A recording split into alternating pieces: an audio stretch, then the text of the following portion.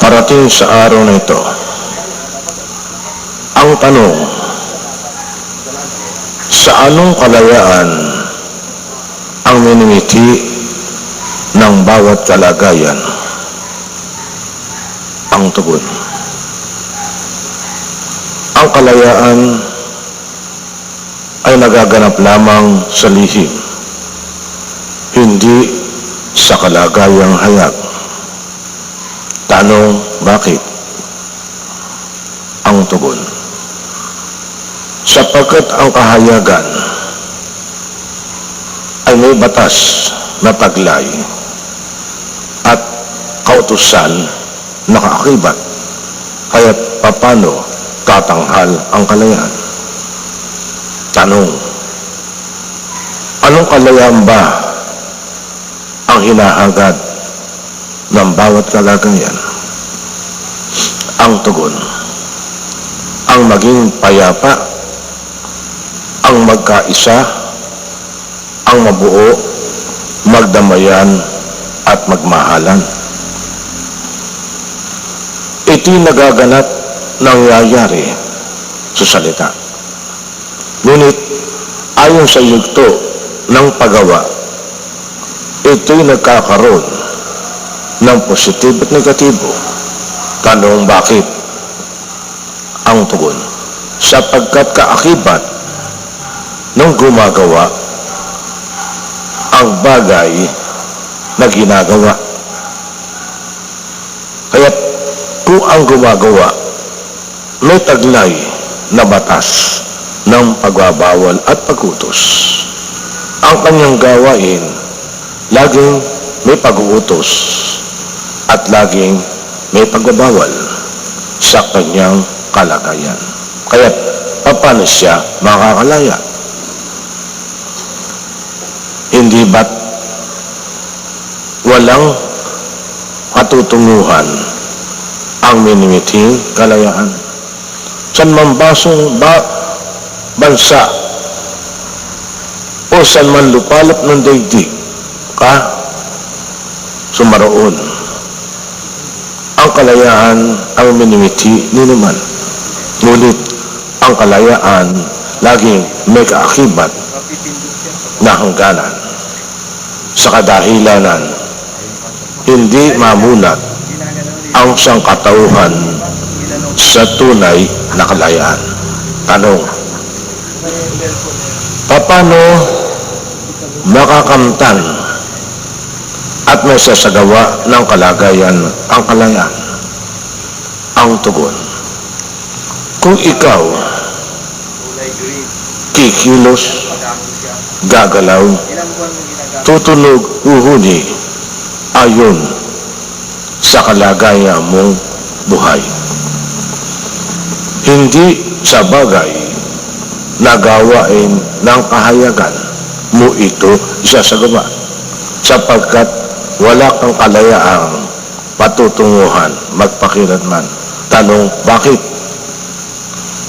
Ang tugon, hanggang hindi ang buhay ang taglay mo gagamitin sa kalayaan, ay hindi mo makakamtan ang kalayaan kailanman sa kalagayang laman at kalagayang sanlibutan. Tanong, sa anong kaparaanan? Ang tugon, sa gawaing may buhay na siyang magbibigay sa iyo ng kalayaan sa bagay na iyong kahayagan. Tanong, sa anong kaparaanan isa sa katuparan ang kalagayan ang bagay na ito? Ang tugon, kailangan makilala mo at madama mo ang nakaraan ng iyong pasimula sa pagtungtong sa daigdig nito at madama mo ang kasalukuyan at saan ka paparoon sa darating. Kung ito'y matuklasan mo, doon mo ngayon ito mabibigyan ng kaliwanagan at nataylalay sa iyong kaisipan at madiwa mo ang mga bagay na iyong tinahak sa nakaraan at sa kasalukuyan. Ikaw na rin ang tutugon sa iyong kalagayan sa mga bagay na iyong minimiti at matagpuan ang kalayaan. Sapagkat ang kalayaan ginagawa, tinutuklas, dinadama at inuunawa sa pamagitan ng paggawa ng buhay ang siyang alasad o instrumentong gagamitin upang makalaya sa iyong taglay na kahayagan. Sa anong kaparaanan ang tugon? Sa pasimulay, hindi mo unawa ang kalayaan ng lihim. Ang unawa mo ang pakalubilo sa sanglibutan na diyan mo matatagpuan ang kalayaan. Sa diyan nakatadhana ang sinuman sapagkat ano ang kanyang winika. Ang sinumang kalagayan ay kailangang tumahak sa gawaing sanglibutan. Ang sinumang kalagayan ay maging marumi sa kanyang gawain upang doon niya masilayan, madama at tuklasin kung ano ang kabila nung nasa iyong kalagayan o nasa likod ng kahayagan mo ang bagay na mong tuklasin. Sapagkat ang kahayagan ay may hangganan. Naisin mo man ay mayroong bagay na laging kaakibat na hadlang. Gusto mo mayroong bagay na kaakibat na hindi mo makamtan. May bagay na ayaw mo siyang pinangyayari. Doon mo damahin, doon mo unawain ang mga bagay na yan na mayroon palang mas makapangyarihan higit sa kahayagang aking kinahulubiluan. Sa anong kaparaanan ko ito matutuklasan? Sa pamagitan ng diwa. Kung sa material, alipin ka ng sanglibutan, ngunit pagdating sa kalayaan at buhay mong taglay, walang alipin na dapat sa iyo'y sumaklaw.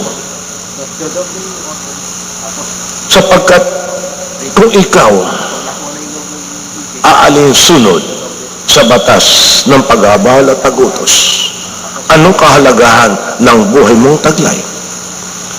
Anong kahalagahan ng kaalaman na sa iyo'y pinarating? Anong kahalagahan kung hangad mo ang kalayaan ay matatagpuan sa pamagitan ng pag-asa sa kapanahunan ng Espiritu Santo, ngunit hindi mo isinasagawa kundi lamang sa salita. Ganyan din ang kalagayan ng kahayagan ng nagbabasag na tao, umaayon, nagpapalipin sa batas ng pagwawawal at pag-utos. Kung ang pag-asa ay nasa katotohanan, bakit ka magpapalipin sa kasinungalingan? Dahil ba sa kayamanang sanglibutan? Sapagkat iko'y may taglay na liwanag na kailangan ang liwanag tanglawan mo ang kadiliman. Hindi ang kadiliman ang siya mo pinahalagahan. Sapagkat ang material na kalagayan ay may batas. Ang buhay ay malaya. Bakit ay magpapalipin sa kahayagang material na gawain? Samantalang kung ikaw ay may hiwatig ng liwanag sa pamagitan ng diwa, anong kapakanan mo